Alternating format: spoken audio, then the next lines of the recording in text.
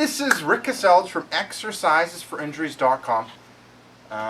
This time I'm in New Brunswick and at another mastermind meeting with a whole bunch of fitness professionals, and instead of dragging them out of the conference room, we're in a cottage in New Brunswick with a beautiful abandoned ferry and some sort of water thing. And we're doing our best to wrap up this video before 9 p.m. because at 9 p.m. everything changes in New Brunswick and the killer mosquitoes come out. It's unbelievable. Yeah, you have to run inside. Yes, you have to run inside. So today I have an interview with Yuri, and we've chatted with Yuri before on EFI.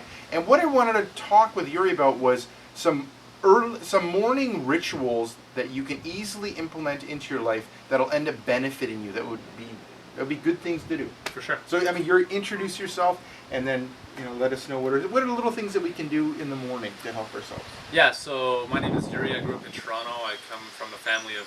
No, I'm not going to go down that route. But I won't bore you with the boring stuff. Just understand that I'm a holistic nutritionist. I've been doing this for over 13 years. We've helped over 80,000 people with these very strategies, and it's all about simplicity. Like that's what I'm all about, and it's all about moderation too. I'm not a fanatical. Do this crazy kits, colon cleanse, and poop 10 times a day. So I'm going to give you some strategies that I incorporate into my life, because the way I see cleansing is that, and just health in general, for me it's all about just feeling great and having that vitality, and it starts with what you do in the morning. So what I do in the morning is I wake up, obviously, and from a hydration nutrition standpoint, the first thing I'll do is I'll drink about 1 liter of water. And that's very important, because most of us are dehydrated without even knowing it, and especially after you sleep. And if you sleep with your mouth open, you actually lose a lot of water vapor. And I sleep with my mouth open, so that's how I know I have a dry mouth in the morning. And so I want to rehydrate after a night's sleep, and that gets your day started. It actually really invigorates you much more effectively than a coffee. And it's a great, just a very simple strategy. The second thing you want to do is, in conjunction with this, or at the same time, is add about half a lemon. Just squeeze it into that water.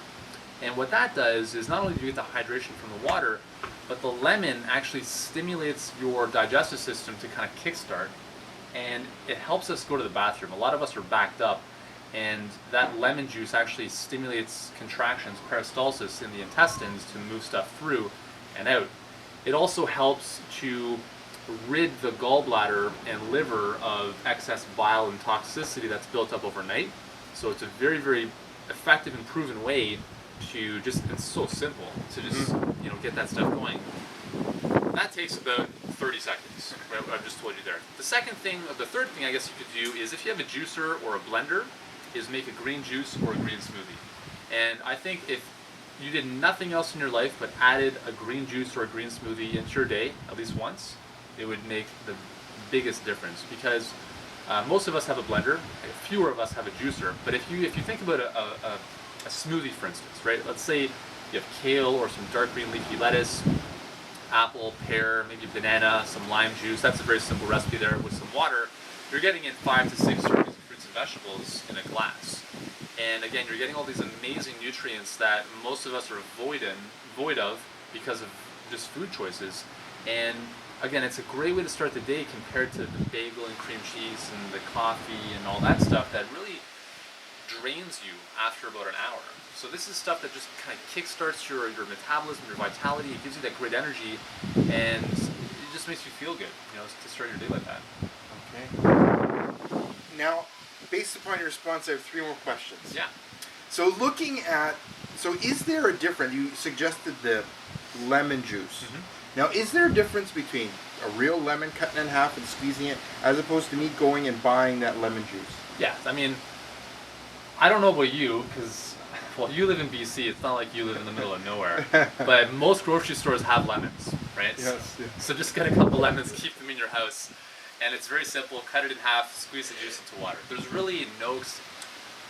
I would assume that most people have more lemons than they do lemon juice. Yeah. So it's not like, oh damn, I ran out of lemon juice. Right? So just stock up with lemons. There's really no need to... Whenever possible, think about being as fresh as possible with your food. Right? Okay. You don't want it to be pasteurized and stuff like that. Okay, and then something that kind of came up a number of times during this weekend was Matt Gallant was talking about it. Dave Ruel was about the water and how they end up filtering the water, and they really kind of look at the pH of the water. Yeah. And like how, like why is that important, or how would that benefit us, and why should we kind of think about that? Yeah, water's huge. I mean, if you think about our body, we're roughly about 65-70% water, and that's very important because every single cell, in between the cells, the interstitial fluid, our blood plasma, it's all made up of water. And let's just look at the blood, for instance. Our blood needs to be slightly alkaline. And if you remember back to science, where we had the pH scale, 0 being very acidic, 14 being alkaline, our blood needs to be about 7.35, which is on the slightly alkaline side. 7 is neutral. The reason that's important is because when the blood becomes acidic, due to our food choices, and mainly our food choices, our red blood cells, which carry oxygen, begin to stick together. So if you think about why we're so lethargic and tired all the time and not as healthy as we should be, is very elemental. Our cells are not getting enough oxygen. That's pretty much how cancer develops. That's pretty much how most disease develops. And if we can stop that from happening, we can feel better, we can nourish our cells with the oxygen that they need to create ATP, which is the basic unit of energy.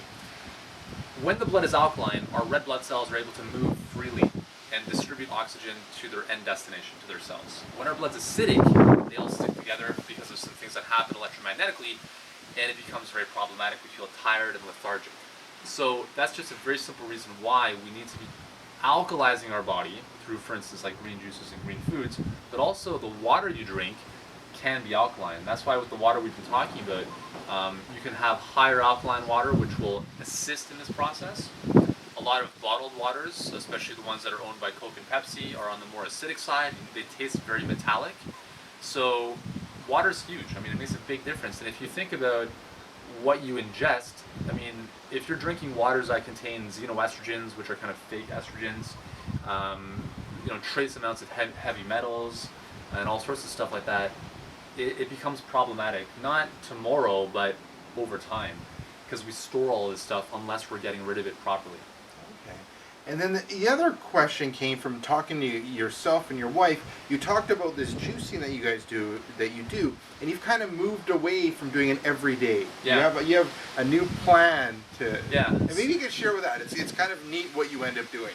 So the utopian scenario would be that you juice every single day and you drink fresh juice. That's awesome. But if you've got kids and if you're busy and if you're lazy like I am, like most of us are, you don't want to do that. So I figured it takes me about 30 minutes to juice, one juice for myself and my wife.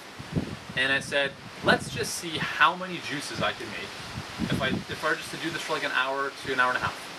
And so we just bought, and the cool thing is that we actually worked this out financially too, because a lot of people say that this stuff is expensive. So here's what we found out.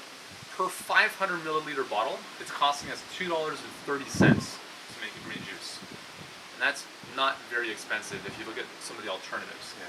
So we would buy, let's say, $50 worth of produce, and I would juice all that in about an hour and 20 minutes. But that gives us about 3 days worth of juice. This is about 10 liters. And so the beautiful thing about that is that ideally you want to drink fresh pressed juice right away, because you lose enzymes and you lose some of the freshness if it sits around. So what we do is we juice it, we bottle it right away, we keep it in the fridge for up to 3 days. That's about the lifespan of that. And the beautiful thing is that when you don't want to think about what to have for a snack, or if you're busy and you don't want to think about making food, you just go to the fridge, you grab a bottle of the juice, and boom. And it's just, I figure if I'm going to spend 30 minutes to make one juice, I may as well spend twice the amount of time to make 10 times the amount of juice and have that convenience of just being able to go to the fridge several times a day to grab one. Awesome.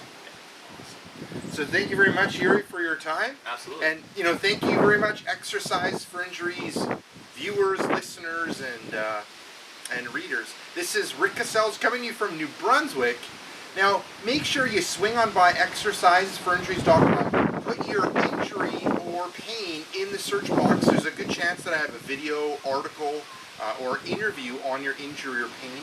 And if you're watching this on YouTube, head up above, hit subscribe, and what that'll do is every couple days you'll get a video like this. And then thirdly, let us know what you think of this video, or let us know if you have a question. Just head down below, hit like, leave a question, or let us know how this video or interview was. So this is Rick Kaselj and Yuri coming to you from New Brunswick saying take care and bye-bye.